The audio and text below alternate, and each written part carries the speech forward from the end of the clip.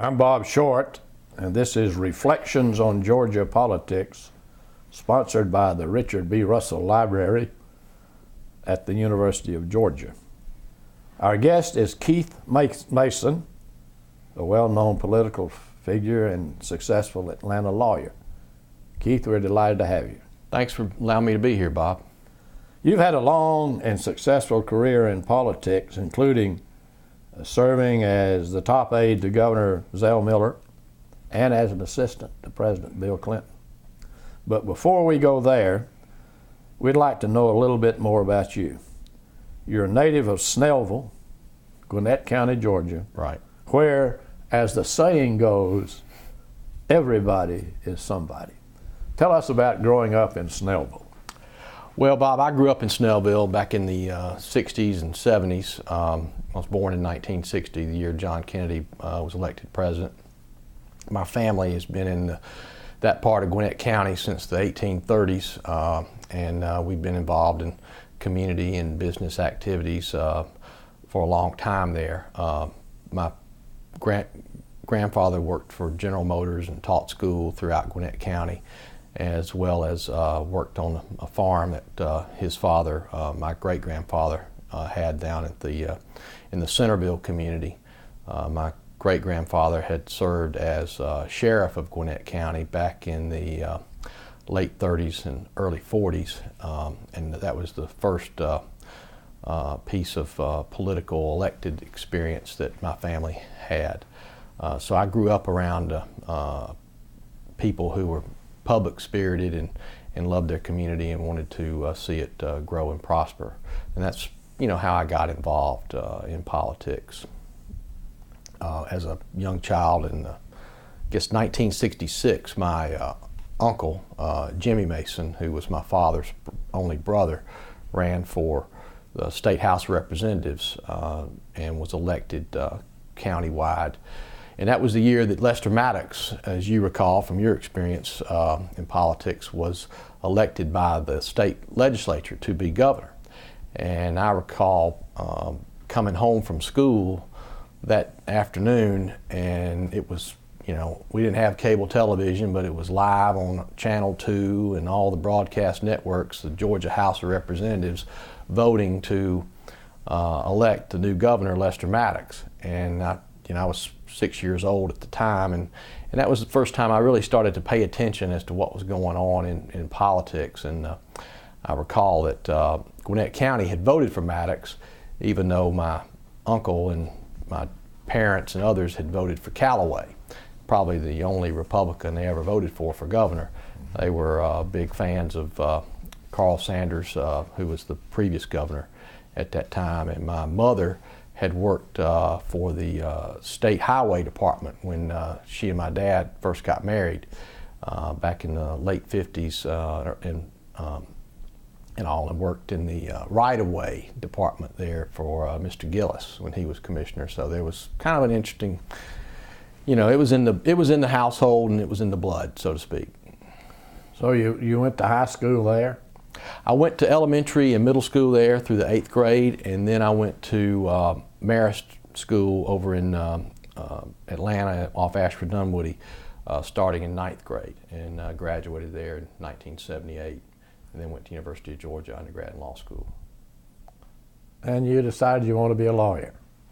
I did. I had taken an interest in the law primarily out of my interest in politics. A lot of the people that I had grown up and admired that were involved in politics were lawyers, and that I felt at the time when I was in undergraduate there, I felt a particular kinship with people on campus that were going to law school, that were involved in a lot of the same types of campus activities that I was involved in, and I wanted to find a way to be involved in the community and in public policy, and the law is certainly a way to do that, as well as other things you can do in life as well.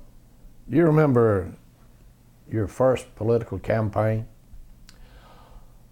I can remember a lot of my political campaigns. It depends on how you want to describe it. I guess the first campaign outside of my my uncle and my father's campaigns, which I would ride around with them or my grandfather and help stop in stores, see, you know, people and, you know, they're on their farms or neighborhoods, and put out signs and bumper stickers and matchbooks, and go to the county fair and blow up balloons and do all the things you don't do anymore.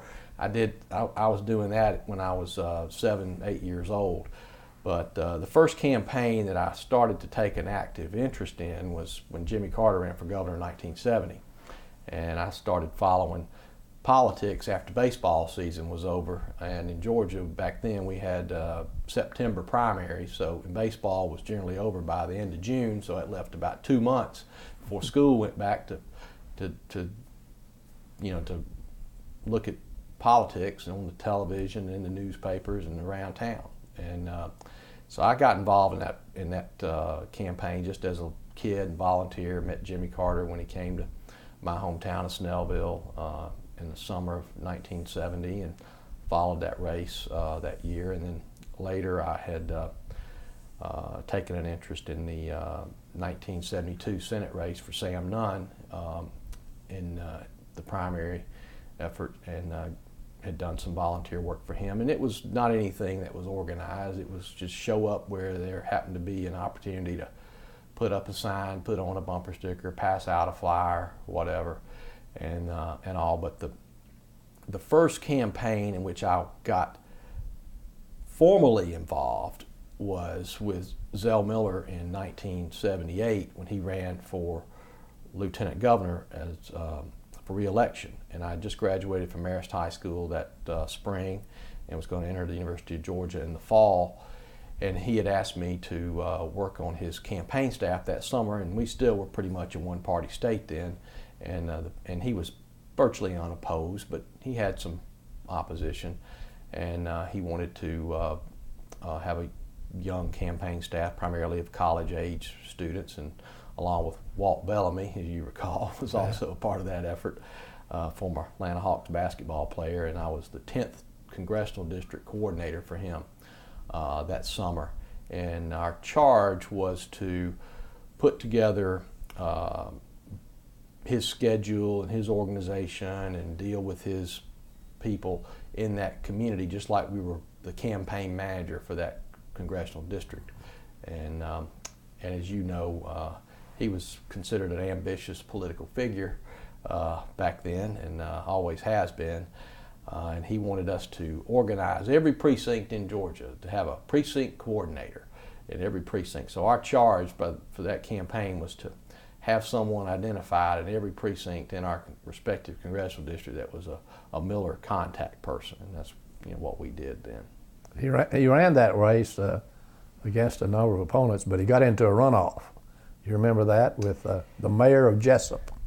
That was 1974, his first race in Right. 1974. You're right, he did, and I had volunteered and helped him on that 1974 race and all. He ran against, that was when Max Cleland was in the race, and there were a whole bunch of other people. I think Frank Coggins and other folks out of the state legislature that were running, and he got in that runoff with Mary Hitt, who was the mayor of Jessup, who was married to a doctor, I recall, and he beat her fairly handily. But then I later campaigned with him and Mary Hitt one weekend in the fall of that year. We went down to Tifton and went to a big barbecue together, and she was actively campaigning for him. Part of the hallmark of his campaigns was he was always able to bring disparate political factions together. He had, as you know, had been a staffer for Maddox and had previously worked for Carl Sanders and had worked for Jimmy Carter, and none of those three people really got along with each other and over the course of their careers, but they all had something in common, that was getting along with Zell Miller, and so he had a natural ability to do that back in those days. And you also had some experience working with Lieutenant Governor Miller in the Senate. I did. I worked for him in the 1980 session of the Georgia legislature, and that was the year he had already announced that he was running for the U.S. Senate against Herman Talmadge that year, in which he challenged Senator Talmadge in that campaign. Were you involved in that race? I had gotten involved with him during the summer of 1979 as he was looking to make that race. And in fact, he'd hired this gentleman by the name of Dick Morris as his pollster. And I first met Dick Morris in Zell Miller's office in the Capitol in summer of 1979 when Lieutenant Governor Miller was pushing a sales tax exemption on food and drugs, which was a hot issue then, and Dick Morris was helping him in that process, and then Senator Talmadge was bitterly wounded from a number of political issues that had affected his career at that time, and he was looking to make that race, and which he did, and announced in the fall of '79. So I would help him out a lot, but on a voluntary basis. And then my dad was running for county commission chairman that same year, and I, helped him in his campaign that summer and all. Well, Miller and Talmadge really went at it in 1980, and there, as I recall fondly, the debates between those two are something to behold. Both were great speakers, both were great debaters, and the issues were made for a good two-man race at the time. Miller didn't win, but Talmadge eventually lost to his Republican opponent, Mac Mattingly, that fall. Right. I wanted to ask you, Miller was really hurt by that loss, wasn't he? Yeah, that loss really scarred him politically and psychologically, with all due respect, I think, as any tough loss would, when you had achieved as much as he'd achieved up to that point, and to have made such a prolific attempt against such a giant political figure who was later beaten by an unknown. And so I think that made it even tougher for him. And he ran that campaign, and I think he would admit to this, and he probably has, it was a pretty negative campaign. It was an anti-Talmadge campaign. And I recall conversations that we had had during that campaign about trying to reduce the negativity and reduce some of the liberalism. In fact, the Zell Miller campaign slogan was "Best Senator Money Can't Buy," and as a contrast to Talmadge, who was caught up in some financial issues there. And he ran as a traditional liberal Southern populist, and it didn't work. And I think the reason it didn't work was the state of Georgia was changing. It was becoming more suburban, and some of the people who were not going to vote for an old establishment political figure like Talmadge, who had some ethical challenges, were also not going to vote for somebody who they perceived to be liberal. And so they sat that race out, or either they voted for Norman Underwood, who came up pretty fast in the primary and finished a respectable third to Miller's second and Talmadge's first. And then they stayed home, and Talmadge won 60-40, or maybe 58-42 in the runoff against Miller. And then Mac Mattingly, as a result of Talmadge's troubles and some of the enthusiasm for Reagan and the Republicans and this growth, played upon that suburban growth and narrowly beat Talmadge in the general. And so that race definitely set then Lieutenant Governor Miller back several years, and as you know, he declined to make another statewide race until he ran for governor in 1990, and spent the rest of the 80s rehabilitating and his political image and rebuilding for the future. You know Zell Miller very well. How would you describe him? I would describe him as a maverick from the mountains. In times when I've agreed with him and times when I haven't. But that, I think, pretty well sums him up as a maverick from the mountains. An independent, feisty, irascible figure. but a person who has done a lot for the state of Georgia during his political career, particularly during his career as lieutenant governor and governor. I think he was a very strong proponent for progress in our state's educational system, as well as bringing about greater economic opportunity to Georgians throughout the state, regardless of their place in life. After his defeat by Talmadge, Miller patiently waited 10 years before he ran for governor.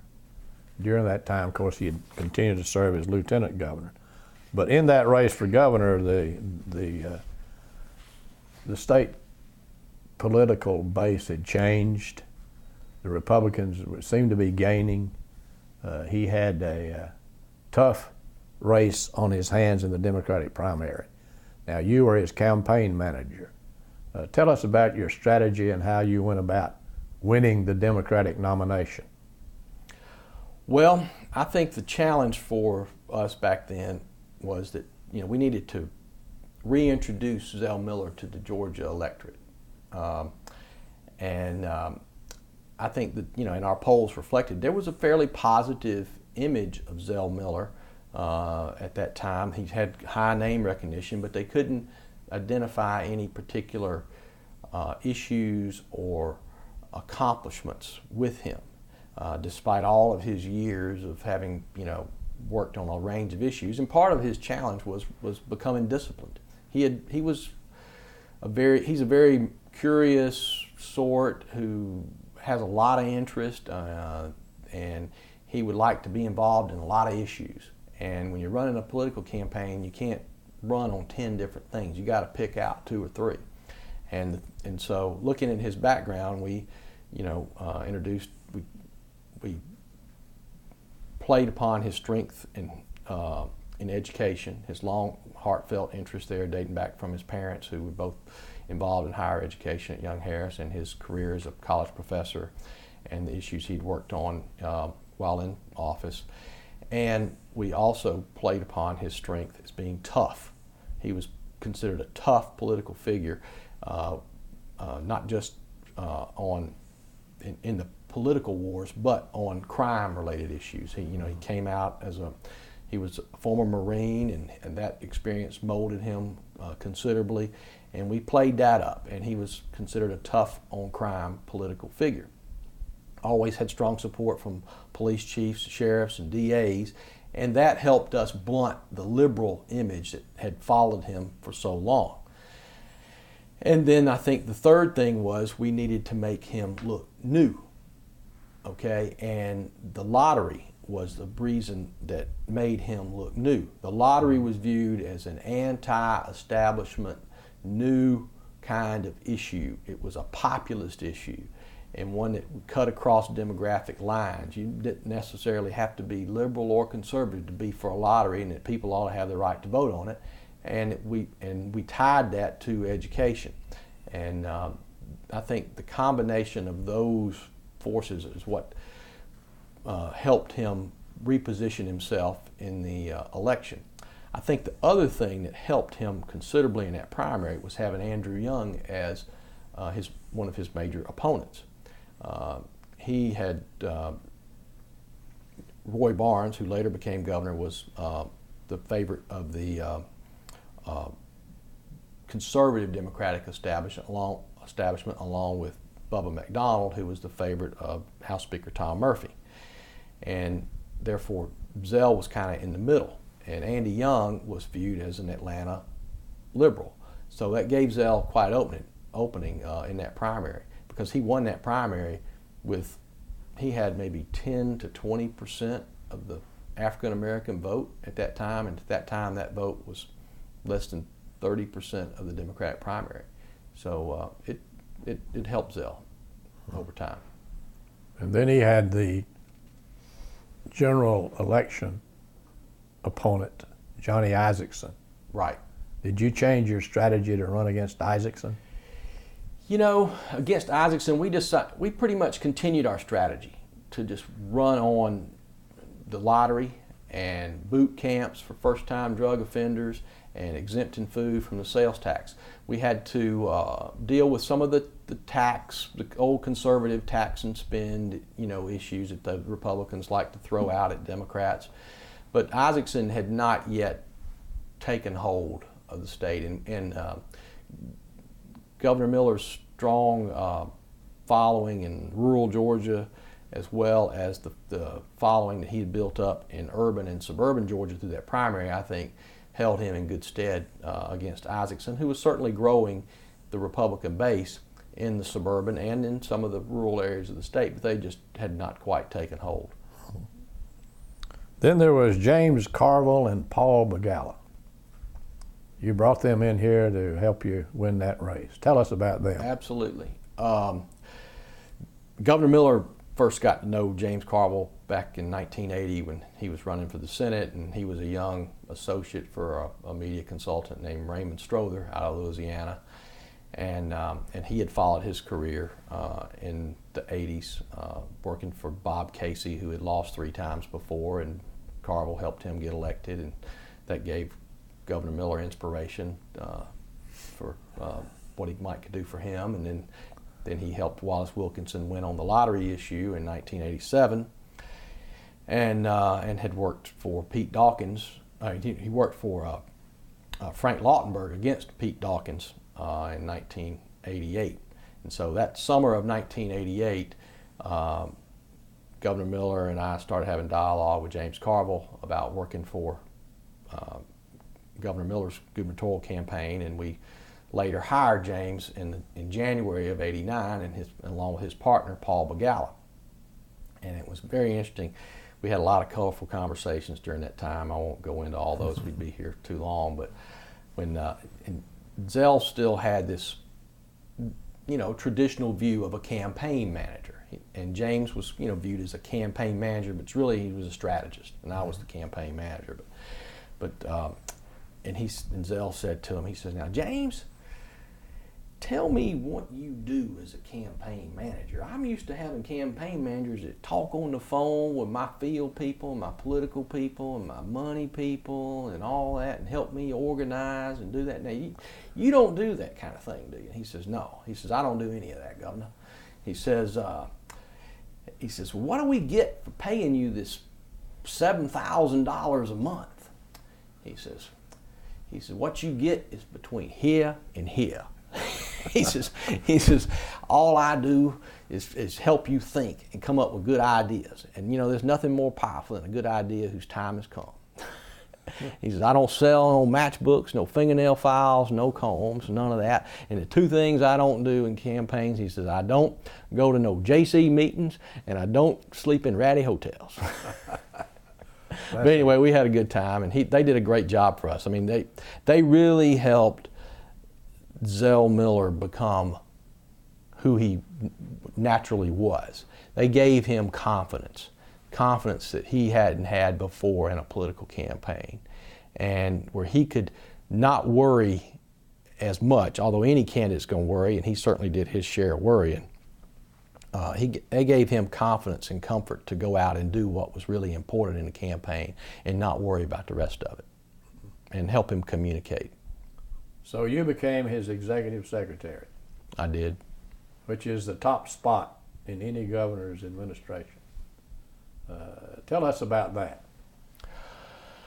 Well, we started the administration in the winter of 1991. It was the day the Persian Gulf War began.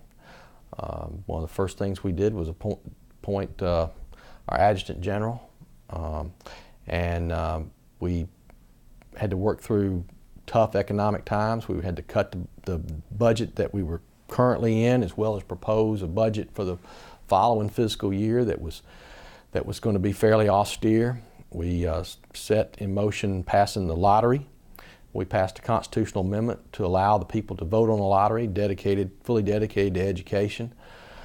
And we had to postpone one of the main promises of the administration, and that was exempting the food from the sales tax, because we could not afford that revenue loss at the time.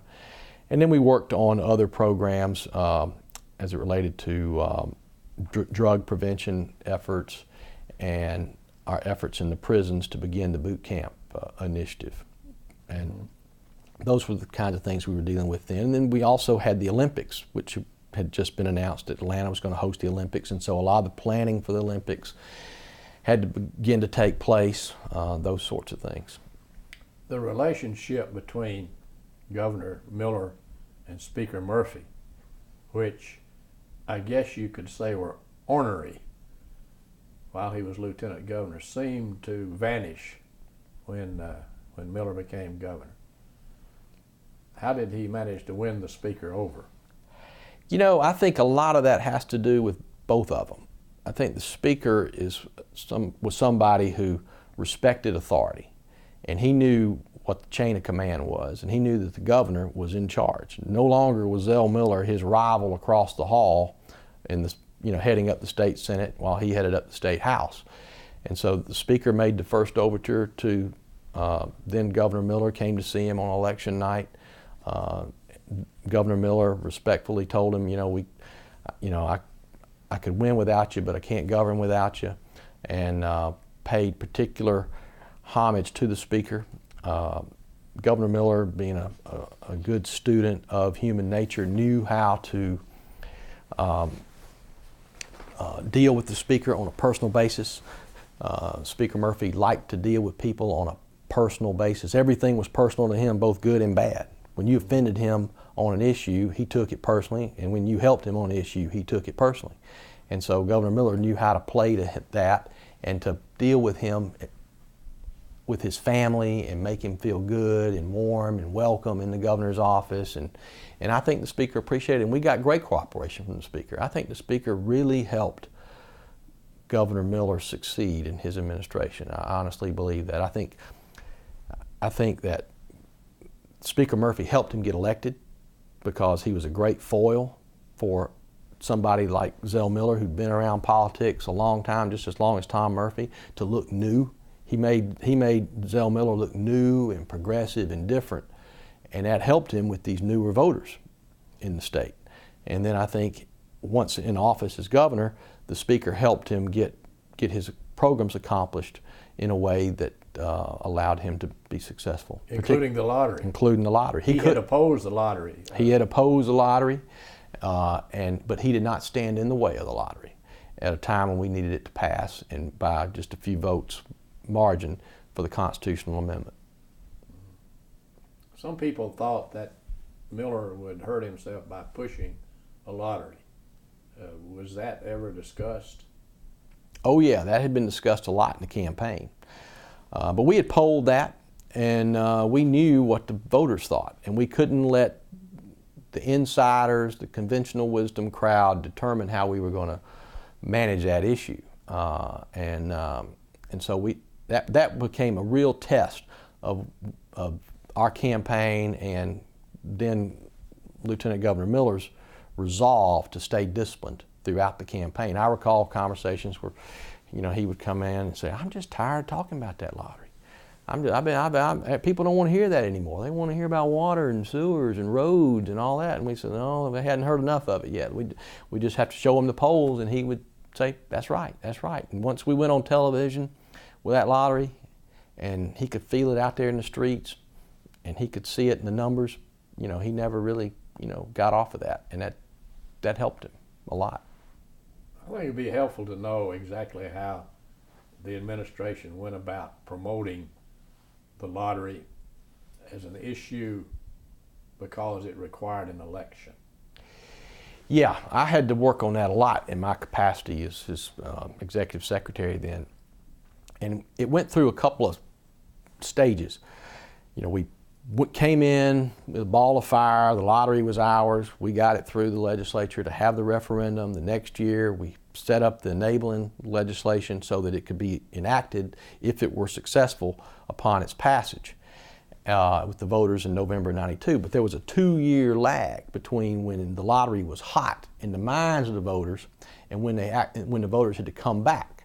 And during it, and it was a lot more popular when the people wanted a lottery versus when the governmental leadership wanted the people to let them have the lottery.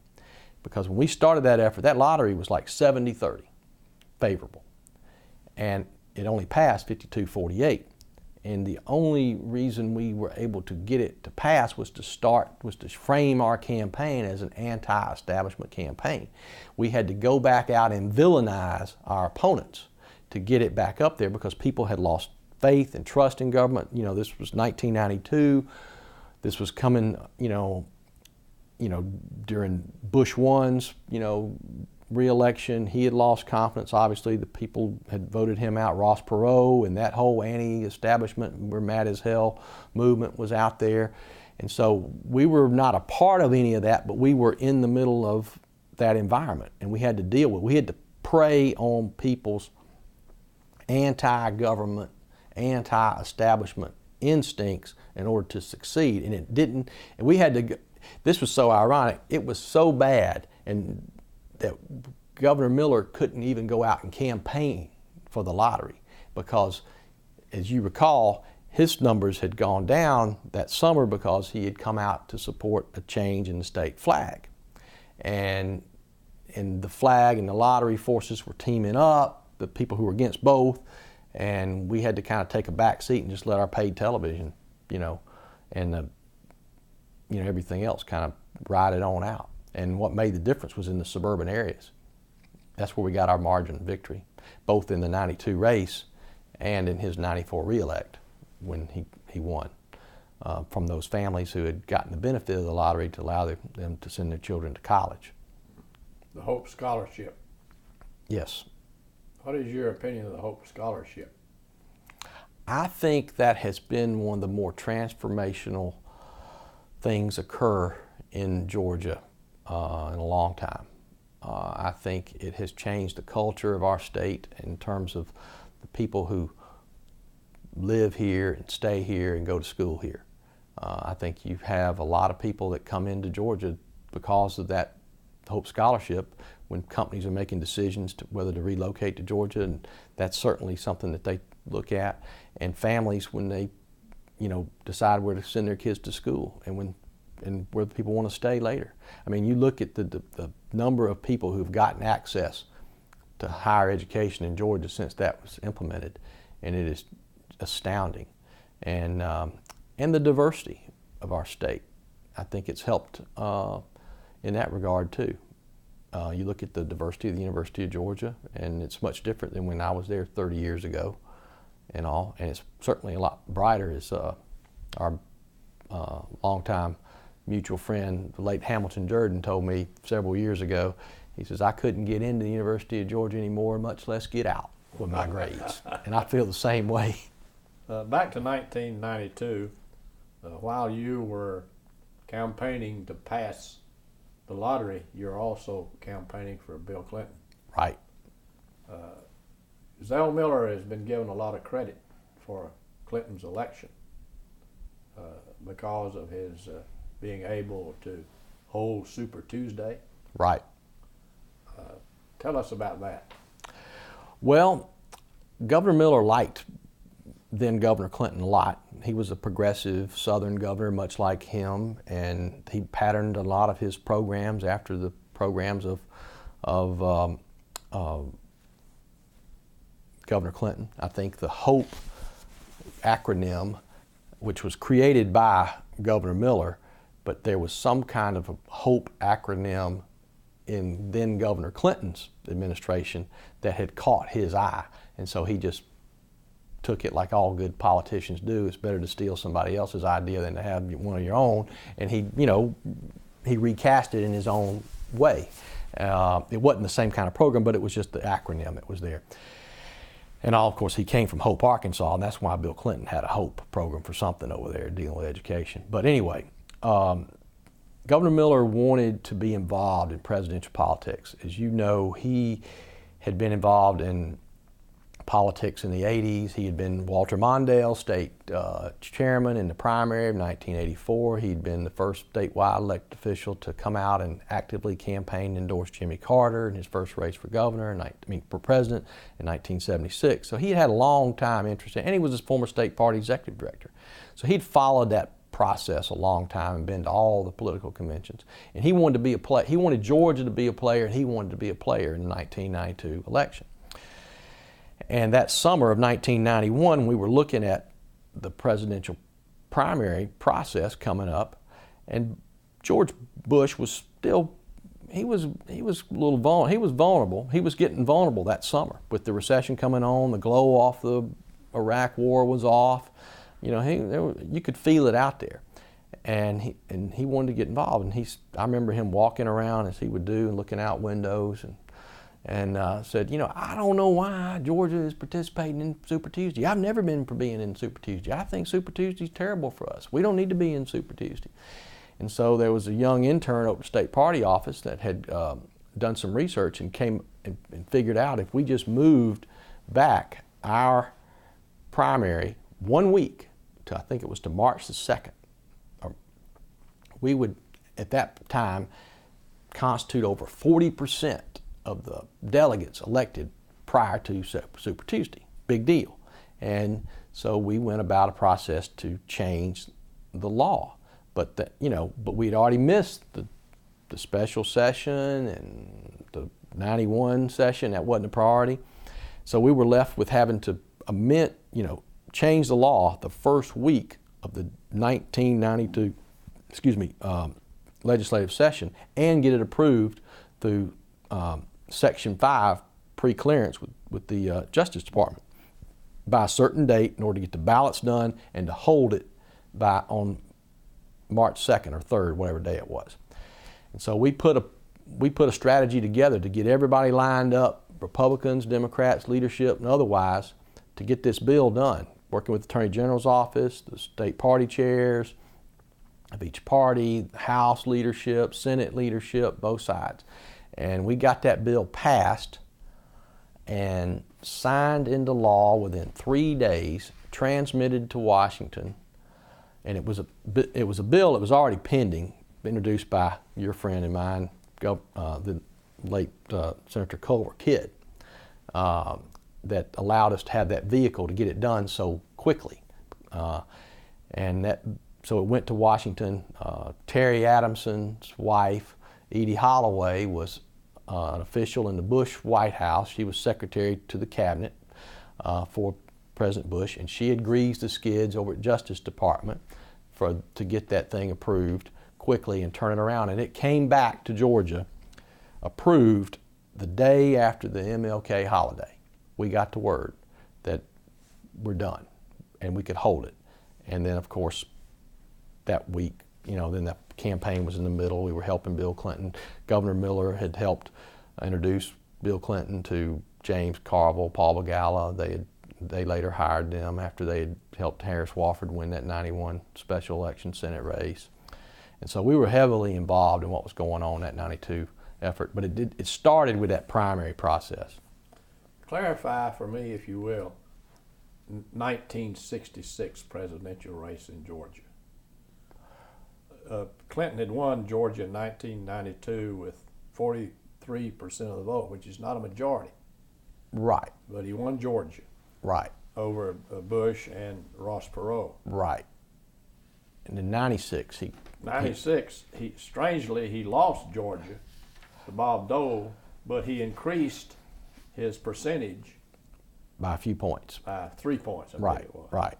Now, that indicates to me that you and Governor Miller were not active in that campaign. Is that true? Oh, we were active, but it was tough. We were coming off the heels of the 94 Gingrich Revolution. Gingrich was from here. He had a lot of influence over the state and the climate here.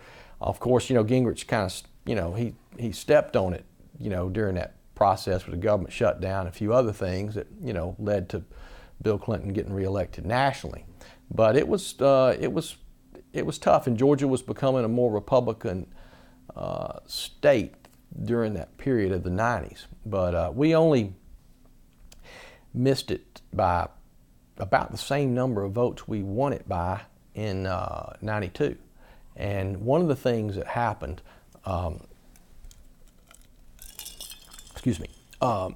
in that 96 campaign, on the eve of that 96 campaign, Bill Clinton wanted to come to Augusta and make an appearance. And Max Cleland was running against Guy Miller. And Cleland's people vetoed it. And so Clinton didn't make that trip. And we believed then that him not making that trip cost him the state. The Cleland people were afraid of having Clinton in the state. I mean, the Cleland people were afraid of having Clinton in the state for fear it might hurt Max. But Max also won by a couple points or whatever. But back then you didn't have to get 50% because the rules had been changed after the Weitz-Fowler runoff loss to Paul Coverdale in 92. Which has since been changed. Which has since been changed back to 50%. That was a change done by the Republicans. So it all depends on who's in power and how you want the rules written. And typically, when, we've all kind of benefited and hurt ourselves by trying to play with the rules politically, I think, here in the state. But same with the reapportionment. Absolutely. Were you ever involved in reapportionment?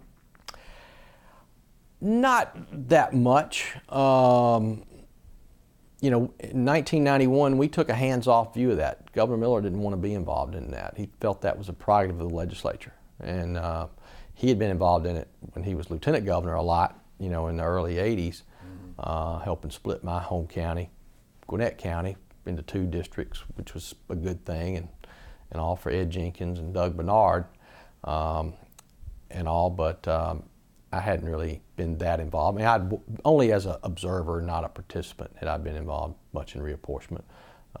And I watched Governor Barnes and his administration and how they had gotten involved in it in '01, which I think contributed to his loss in some measure. And also, I think governors get involved in reapportionment can come back and bite you. Let's get back for a minute to Governor Miller's first term. As I recall, the first big problem he had was a recession and no revenue. Right. How did he go about solving that problem? He worked very studiously on the budget. He spent countless of hours hands-on in budget meetings with department heads, budget analysts, other policy staff, other members of the staff such as myself, going through that. I mean, we had a special session in the summer of 1991 in which he called the legislature back into session. But before they officially opened the session, he got the legislature to buy in to his proposal. He knew it was going to be brutal, and it was going to be a special session that dealt not just with reapportionment, which was already on the books, but with the budget. And he feared for the calamity that might ensue. And so what we did is we got the House leadership and the Senate leadership that dealt with the budget to meet at the mansion for a week or more and go through our plan and took their advice into account. So we would come into that special session with a unanimity of purpose. And we had just very few differences during that time. And he put a few things out there for them to chase, that were small budget items, like cutting the extension agent's budget, which wasn't a lot of money, but it was a big political force. And so there were a lot of people raising Cain about that. And he gave that up and all, but he got 99% of everything he wanted in that budget done with very little fanfare. And the legislature was already ready to get to work on reapportionment, and they knew they couldn't deal with reapportionment until they dealt with the budget. And so that's kind of how that came down and all. But he was, and he showed frugality in that first year, which allowed him in 1992 to come in with his Georgia Rebound program, which he proposed several $100 million in new fees in order to expand, to reinvest in Georgia through a major capital expansion program, as well as begin to raise salaries for teachers both in the public school system as well as higher education. Before we get away from this, let me ask you this question. When Governor Miller ran for governor the first time in 1990, he said he would only serve one term. Then comes 1994, and he offers for re-election. Right. Was that because he wanted to see his HOPE programs and some of his other programs through after having a tough fiscal time in his early years? I believe that was the main reason that he wanted to run for re-election. He liked the job. And I mean, number one, he liked being governor. He was good at being governor. And he was not able to get a lot of things done. He thought he might get done that first term, but he had a very ambitious, aggressive agenda throughout his tenure, even through the end of the second term. But he certainly did the first term, as he liked to say, we plowed deep early. And he wanted to see those programs through. But I think, too, he kind of got caught up in this thing of one term. I mean, what happened is he had said that sometime back when he wasn't seriously looking to run for governor in 1986 or so, over in Athens at a biennial institute, where a reporter had asked him, and he made some statement like, well, I tell you what, if I ever run for governor, I'm just going to do it in one term. I can get it done. And it was reported, and then it came back to him during the 1990 campaign. A reporter had found that quote and asked him about it, and he was very sensitive to being labeled zigzag. He didn't want any zigzags out there. I don't need any of that. And so he decided to just go ahead and say, yeah, that's right. And it had been kind of forgotten. It wasn't a big issue, and it came up in the last debate of the campaign with Isaacson. And somehow it came back out again. So that was the last thing that happened before he was reelected, before he was elected, that is. So that's what people remembered. And then the press, through his weekly press conferences that he liked to hold, they would bring it up from time to time, and it became this self-fulfilling prophecy. And he started believing it too, that he didn't want to run for re-election. Then he decided he kind of would like to run for re-election, and he did. One of his legislative failures was his attempt to change the flag. Right. Tell us about that. Ooh, that was during the spring of 1992, and at that time, he had taken a strong interest in his national political image. He wanted to be viewed as a progressive Southern governor, just like Dick Riley, Jim Hunt, and others, in this region. And he felt like the flag was a symbolic issue that someone with that objective in mind had to begin to address. And it was beginning to boil in our, in the state among the African American community, which had, strongly supported him in the general election. And he wanted to get out front on it. And Michael Bowers, who was then the Democratic Attorney General, wrote a letter to the newspaper saying that he thought the flag should be changed. And I knew when I read that thing over the weekend, come Monday morning, Governor Miller's mind was made up. We're going to change the flag. And that's what he said. He said, he'd been thinking about it, and he wanted to go ahead and do it, and it was a matter of how we were going to do it. And he thought that he could get it done, and we all thought that he could get it done through kind of a greater good approach. And he wanted to do it early. He wanted to do it that June, announce it that June, and make it an issue in the campaign so that it could be done in the 93 General Assembly. And we had a lot of debate about that. I was hesitant, quite frankly, about doing that because he had already challenged the state a lot, challenging them on the lottery. We got to pass the lottery. If we don't pass the lottery, the game's over.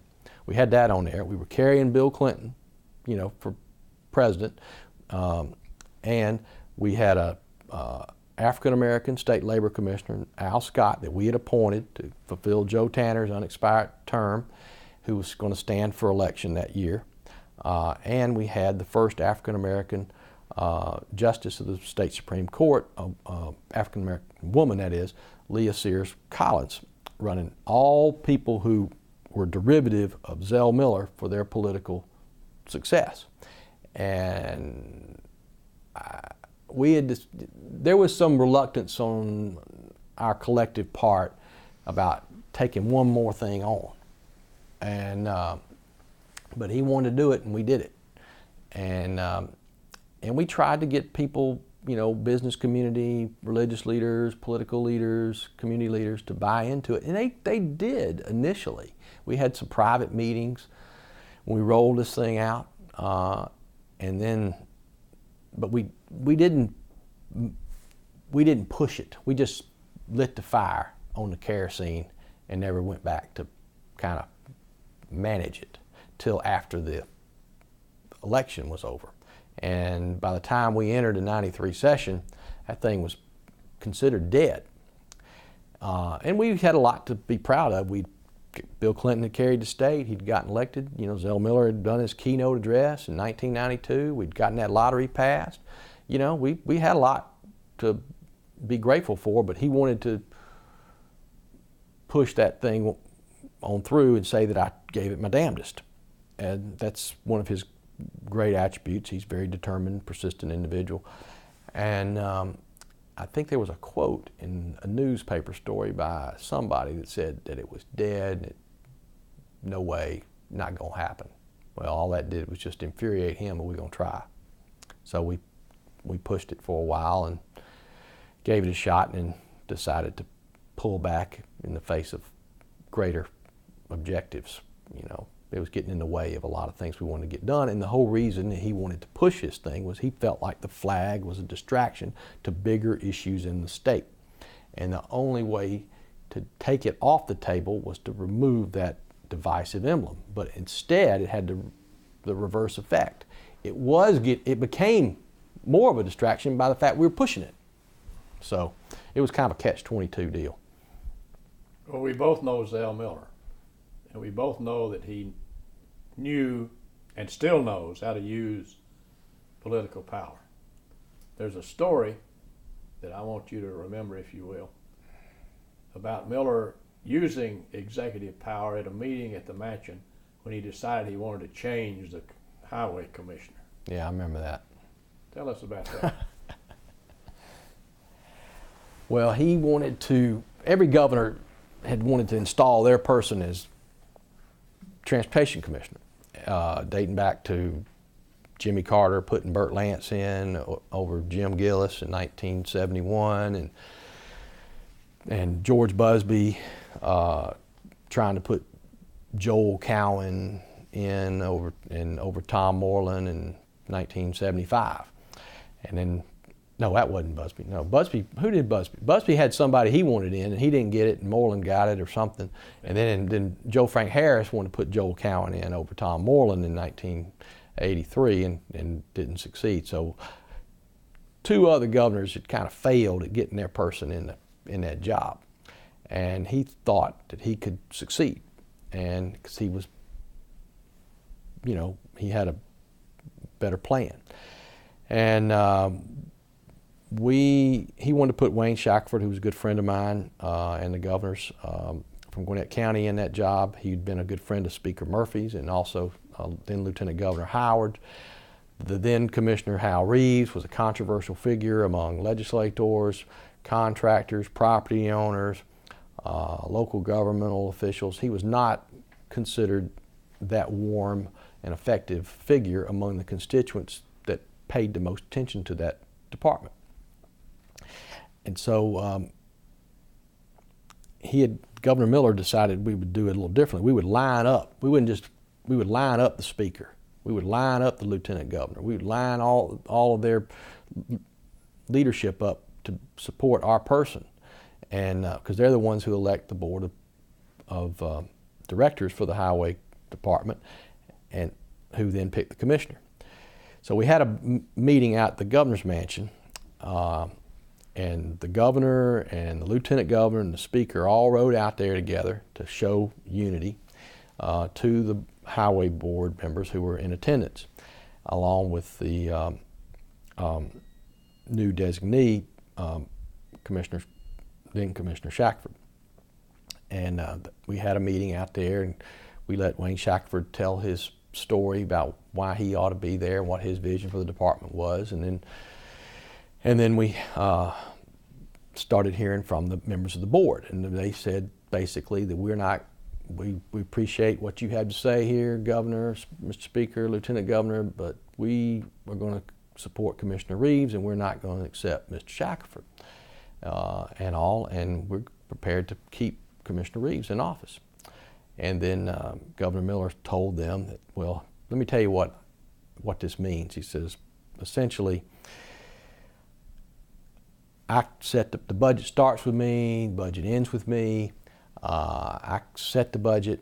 The Constitution says that the motor fuel tax shall go for the purposes of constructing and maintaining roads, highways, and bridges. It does not go to the Georgia Department of Transportation. And we got a session coming up, and we're going to be doing reapportionment for members of Congress, which also include members of the board. And we're going to find some members of the board perhaps running the same districts as they might otherwise than they're in now, running against each other. We also have a new Environmental Policy Act that we have started, and we're going to apply it to highway projects. I appoint the EPD director, and you think OSHA's bad, you hadn't seen anything yet. And he also said I can set up a Bureau of Transportation and appoint the superintendent and all of its members, and we will dedicate that money to that bureau and outside of the department. So he gave them some things to think about, and they kind of nodded and said, well, we just still don't think we're going to be able to do this, Governor, and all. And then Speaker Murphy, or I think it was Lieutenant Governor Howard, asked Governor Miller and I to leave the room. And we left the room, and we knew this was going to happen. We were going to have to nuke them. Back up, I'm sorry. Before we left the room, Governor Miller said to them, he says, now, all right, I hear what you got to say. But y'all think I want to tell you something, I'm a little bit crazy. I'm not going to leave this meeting and go out there to the members of the press and say we had a nice steak and we talked about it and y'all going to think about it. I have it on good authority that at least 2 of you have used your positions on this board for your own financial gain. And I am prepared to go out there and tell the members of the press that I am directing the Attorney General and the GBI to conduct an investigation, and I'm going to name them land lot lines, project numbers, and district numbers. And at that point, they got all nervous because they all were a little bit guilty, and they didn't know which ones were. And so they asked us to leave. We did, and then Speaker Murphy, I don't know if I ought to say this on television or not, he said, let me tell y'all something. Zell Miller, he says he's a little bit crazy. He is. But I'll tell you another thing. He's meaner than cat shit. And when he says he's going to do something, you better pay attention. Y'all need to listen to him. And we can't have this. And so they worked out this compromise that we would, Reeves would resign, they'd do a national search, and that Shackelford would be the first one that they interviewed, and they did. And then they started bucking a little bit with Shackelford, so we had to have one more meeting at the mansion. So we decided we would then meet with each board member or 2 with their respective members of their legislative delegation to show them that their constituency, the people who vote and elect them, were behind our man and ready for them to pick him and not dawdle on this issue. And so we'd had the lieutenant governor and the speaker and the governor and Mr. Shackelford all out there at the mansion, and we had only took one of those meetings for it to actually get done, because after we did that, they finally saw the light and said, we don't want to go back to any more lunches at the governor's mansion with Governor Miller. Governor Miller left office in December of 1998. Right. With an approval rating of 80%. Right. Which is, I think, the highest of any governor in modern times. Right. Would you describe for us what you consider to be his legacy? I think his legacy as governor is that Hope Scholarship, and and the voluntary pre-kindergarten program too, which doesn't get as much acclaim as the as a Hope Scholarship, but certainly I think has helped a lot in terms of the early childhood development that's so important in our educational system. I think those two signature issues were his major legacies as governor. Were you surprised when Governor Roy Barnes appointed Miller to the United States Senate when Paul Coverdell died? No, I happened to be heavily involved in that process. I had been an early and active supporter of Governor Barnes and his campaign for election as governor in '98. Served as one of his 3 transition advisors, along with Tommy Lewis, who had been Executive Secretary to Governor Harris, and Shirley Franklin, who later became mayor of Atlanta. And had done a lot of work with him and helped him in a lot of his political endeavors, and worked with him in his relationship with the Clinton-Gore administration during that '99-2000 period. And it was interesting. I had gone to Nashville for a Gore for President National Finance Committee meeting on a July day of 2000, learning that Paul Coverdell was sick and might not make it. And I learned during the course of that time, but I, like a lot of people, was concerned about his well-being and thought he would make it. But you begin to pick up, as you always do in these things, interest about, well, what might happen if. And anyway, and I was thinking about Governor Miller, about what he thought about this, because I knew he liked Paul Coverdell, and he also understood the political implications of what this appointment meant to a sitting governor. He was around during the times in which Jimmy Carter had the opportunity to appoint successor to Richard Russell. And we had looked at it briefly during Governor Miller's tenure, when then President Clinton in his transition was thinking about appointing Sam Nunn to Secretary of Defense. And he had asked then Governor Miller, who would you appoint if I were to appoint Sam Nunn to the Defense Secretary? And we thought about that issue then. So it was important. And I remember Governor Miller said that is probably one of the greatest privileges a governor can have, is to appoint somebody to a U.S. Senate seat. So I called, and I later went on to Washington that night, and I called Governor Miller the next morning, because I was going to see Governor Barnes in Washington at an event he was speaking at for the Democratic Governors Association at the Mayflower Hotel. And I called Governor Miller and young Harris, and we talked that morning about the situation with Coverdell, and also what the prognosis was, and the issues surrounding Governor Barnes' appointment to that seat. And I said, this is a big, we'd already figured out that person's got to run that year and win. This is a big deal to his administration, because if his appointee doesn't win, then that puts him in a vulnerable position going into a 2002 re-election. And he had tackled some tough issues with growth and transportation in his first year as governor in 1999. He had pushed hard in 2000 on education reform.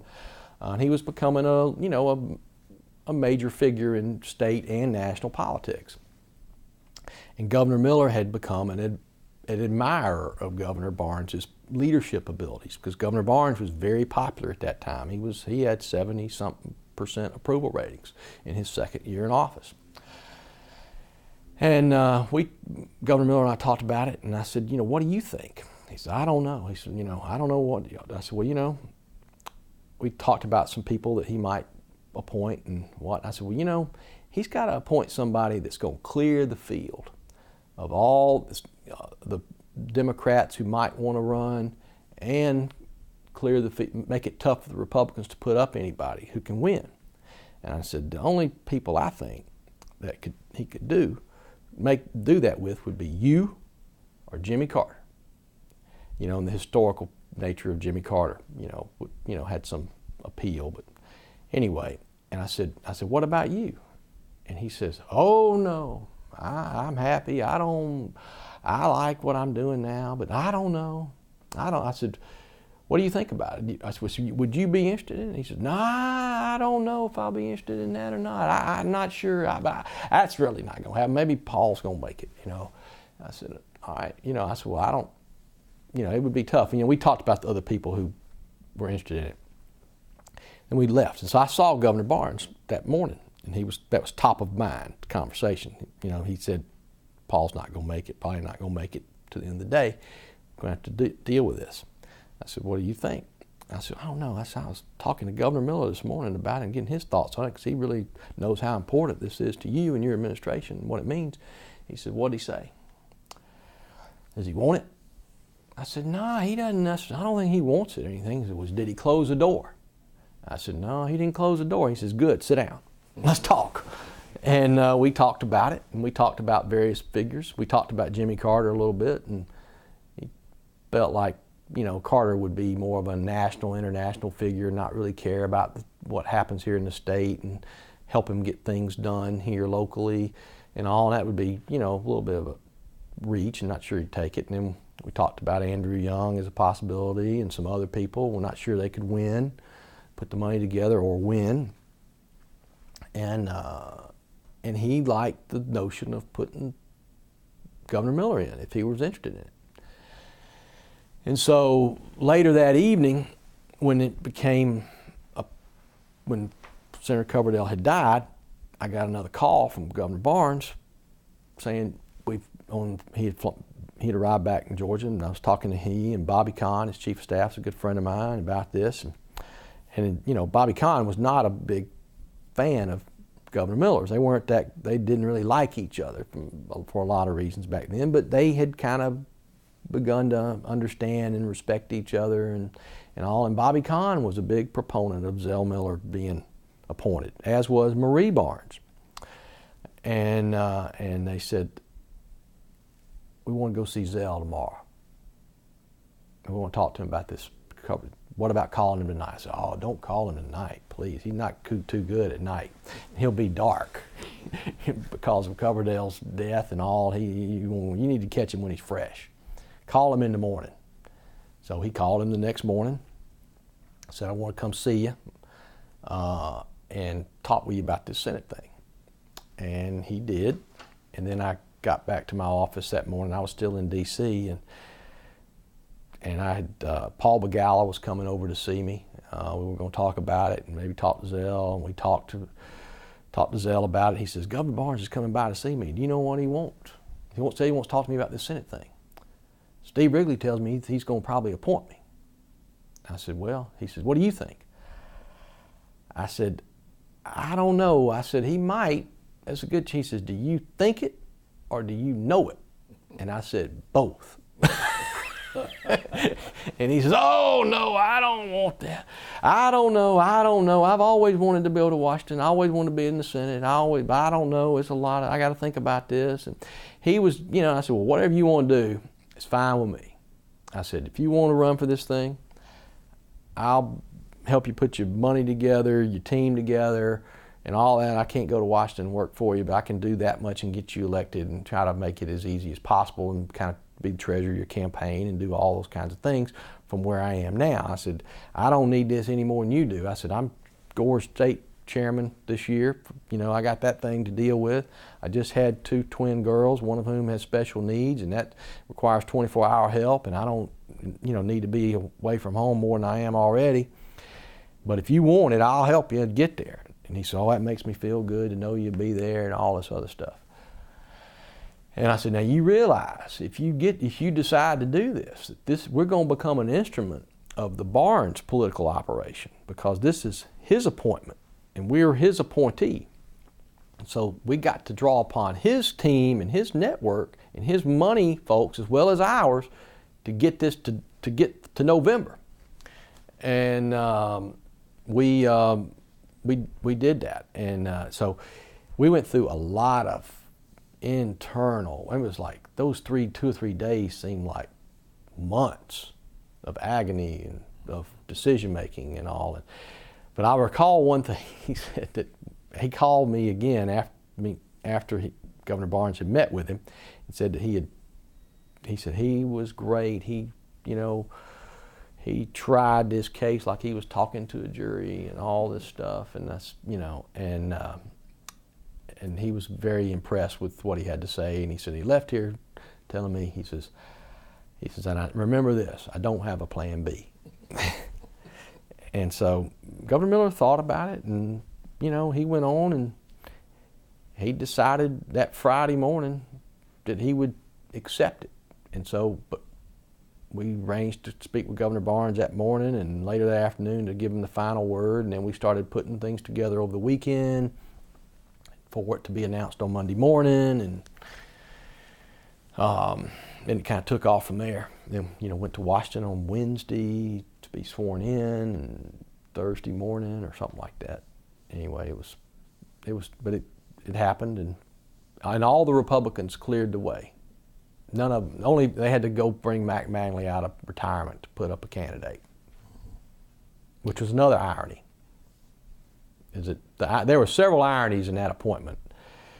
That Roy Barnes, who had been a rival with Zell Miller in the Democratic Party, and against him as governor in 1990, would later become governor and then appoint Zell Miller to that position to serve alongside of Max Cleland, who Miller had beaten in 1974 primary for lieutenant governor.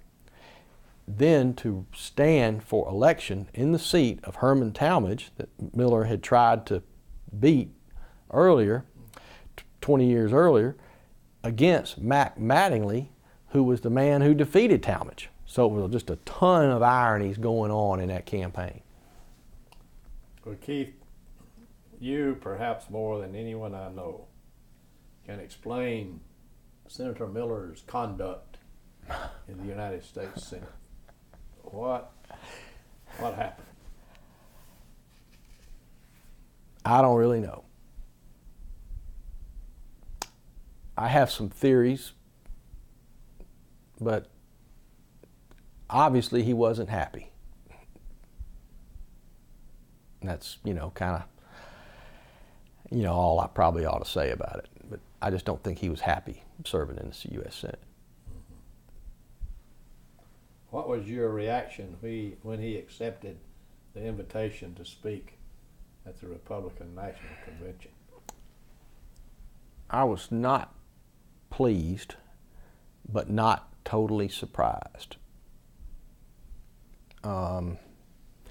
I think he likes, as I said before, he's a maverick and he likes drama.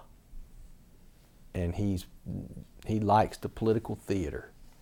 And I think that was what appealed to him in making that decision, as much as anything. But anyway, he did it. It's history. He was a good friend of President Bush. That's what I understand, yeah. But the interesting thing that puzzled me about all that was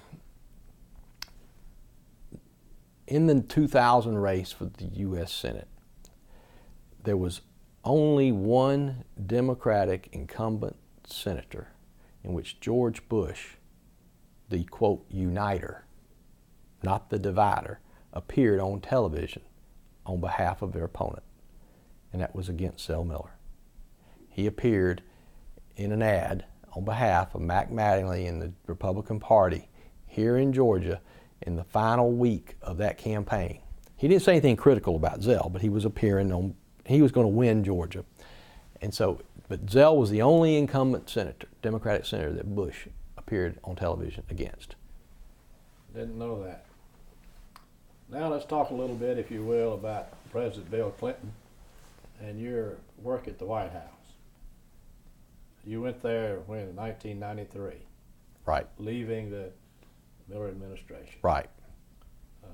What was your role in the Clinton administration? My role there was Deputy Assistant to the President for the Intergovernmental Affairs operation in the White House, working with governors and their staff and their associations around the country on behalf of their issues related to the administration and the White House, as well as helping the President and the administration advance our agenda with the governors on the domestic front as well as on the international trade front. Is that a job you apply for, or does the president look you up?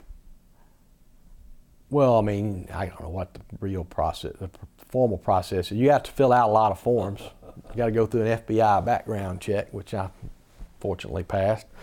But, you know, it's a political appointment. It's one of about 40 to 60 people in the office of the president have what they call commission appointments.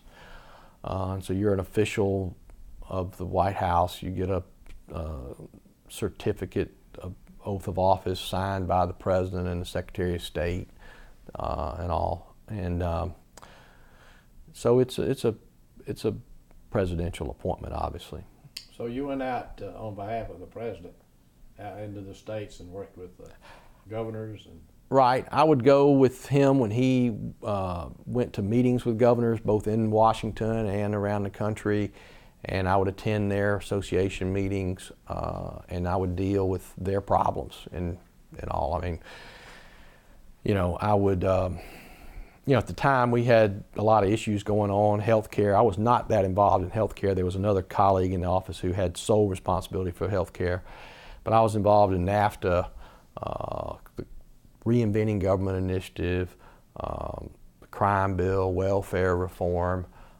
Those issues were the ones I've dealt with. And I dealt with a lot of issues in dealing with the Department of Interior and the EPA and energy as well. And it was basically whatever happened to be on our agenda and their agenda, I would work on, particularly when we had natural disasters. I mean, we would have a rapid response team, and I was in the middle of that and helping us deal with all the issues surrounding that within the cabinet and the White House and all. Well, there's no question that President Clinton had some troubles while he was president, but did that have any effect on his presidency as far as these governors and state governments were concerned? You know, he had controversies throughout his tenure. I think, he had there was a dogged pursuit of him from the right from the very beginning. And also there was always something, going on in his administration. But his relationship with the governors, I think, was very good. I mean, Republicans and Democrats. He had been a governor for 12 years. He had been president of the National Governors Association. He had held every position known to man that had to do with the governors. Education Commission for the states, you name it. And he knew them all, knew their families, and he would be obliged to try to accommodate them, Republican or Democrat. I mean, he wouldn't do anything that was obviously not in his political interest, but he wouldn't just diss them. I mean, if he was going into a state, that was the thing. I mean, there are rules you have to operate under. I don't know whether this administration operated under them or not, but whenever a president goes into a state, you have to call for it to be paid for by the taxpayer. All the statewide elected officials have to be notified and invited to appear with the president, as all the members of Congress and the local government officials. And we would do that. I mean, we had Republicans working with him all the time and all. But, his relationship with governors was pretty good. But here's the thing. He thought governors were more bipartisan, and they are when contrasted with members of Congress. But during that period of 93, 94, the Republican governors, some of whom, like Pete Wilson in particular, had taken on a more rabid and partisan tone. And they were out to set traps from time to time. And all. We had to be prepared for that, because they would fax in letters while they're holding press conferences, blasting the president administration about some policy or whatever and all. And, I don't think if they were dealing with a governor to governor, they would do a colleague of another party or another state that same way. But that happened. We've heard a lot about Hillary's role in the administration. Was it as active as we've been led to believe? It was pretty active. Absolutely. She was definitely a important figure to there. She knew what was going on, and she was, heavily involved in a lot of what was going on. But she had, the issues that she cared about and the people that she cared about, she would pay close attention to. Obviously, healthcare being one of them, and children's issues were another. But she didn't go off and try to get involved in environmental issues or energy issues and things of that nature, but she was definitely around. I mean, she had an office in the West Wing. Her staff, her chief of staff's office was right down the hall from mine over in the old executive office building. I would see her quite a bit. What did you think of her presidential campaign in 2008? I thought she ran a pretty good campaign. I supported her because of my long history with the Clintons, and because I thought she would represent safe change for the country. I wasn't quite as convinced that the country would elect someone like Barack Obama, which we now have, and I thought that Hillary was kind of viewed as a moderate Democrat who could bring about important change in this country and be a good role model for women. I thought her campaign had some operational and strategic difficulties that caused them to fail, primarily by not paying sufficient attention to the delegate selection process and the caucuses. I think they thought they could kind of overwhelm the process and have it over with fairly early through some convincing wins in the early primaries. It didn't happen quite the way they wanted. And then we got rolled from, during the month of February up until the Texas and Ohio primaries, where we got beaten all these caucus states. And that's what made the difference. But I think she became a better candidate over time. She certainly ended the campaign much stronger than when she began the campaign as a candidate. The fact that you would have blue-collar, older, white men driving pickup trucks in Pennsylvania and North Carolina, going to the polls and, voting for Hillary, I don't think you would have predicted that before. Now, some of that had to do with the fact that she was running against Barack Obama, but I think it became more genuine over time. Let's talk for a minute about local party politics in Georgia. The Democrats, which held forth for so long, are now in the minority. What happened? I think that Georgia has, had been a fairly conservative, moderate state, led by conservative, moderate Democratic figures. But the Democrats who had led Georgia had been about progress. They were not all about power and principle per se. I think that we were able to blunt a lot of these cultural issues, but I think the flag issue, more than anything, gave rural white Democrats a chance to align with conservative suburbanites to become the majority party in the state for this recent time. I think that more than anything, is what hurt us. But I think we were vulnerable throughout the 1990s to Republican dominance. We just happened to have had good leadership at the top. We had Sam Nunn in the U.S. Senate. We had Zell Miller as governor. We had Pierre Howard as lieutenant governor, all of whom were attractive political figures to the swing voters. And we had the lottery, which helped us tremendously. The lottery helped elect Zell Miller in 1990, re-elect him in 94, and get Roy Barnes elected in 98. And we had the advantage of running against a rich Atlanta businessman by the name of Guy Milner 3 times that allowed us to keep some of our people out in the state who might otherwise want to vote for a Republican, but they didn't like this rich Atlanta businessman. And so he was a kind of a controversial figure. I think if we'd have drawn, Johnny Isaacson or Saxby Shamliss types back then, we might not have won some of those races. So by the time you get to the early 2000s, you know, we were vulnerable.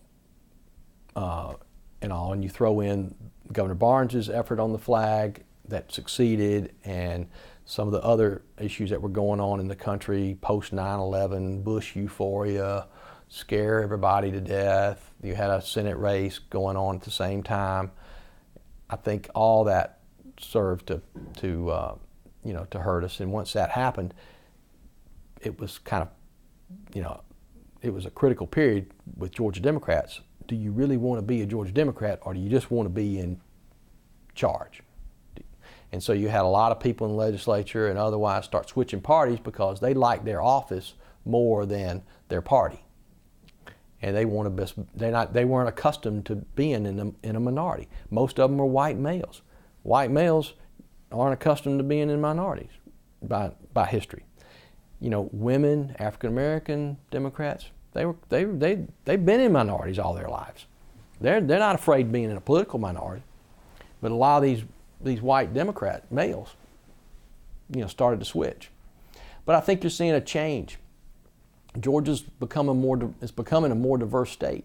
And, Republicans have had a chance to run this state for a while, and we'll see what the voters had to say here going forward in the next couple election cycles. I think the fact that Barack Obama, as different as he might be, got more votes for president than any Democrat running for president in the state of Georgia, with the exception of our native son, Jimmy Carter, says a lot about where people stand going forward. And most of the growth that is occurring in this state right now is not a bunch of conservative suburban northern transplants. It's non-white, younger, and urban voters. That's where the growth is, and they're not inclined to vote for Republicans. When you think of it, Keith, Georgia was the last state in the region to elect. That's right. A Republican governor. That's right. We were. Every other state had been demographically probably more Democrat than us, had already elected a Republican. I mean, Virginia and North Carolina, South Carolina, Tennessee, Kentucky, every one of them had elected a Republican except us. So you don't think the Yellow Dog Democrat is dead? No, I think Yellow Dog Democrat's coming back and barking a little bit. Keith, you've done a great job for the state of Georgia and your country, and we appreciate it.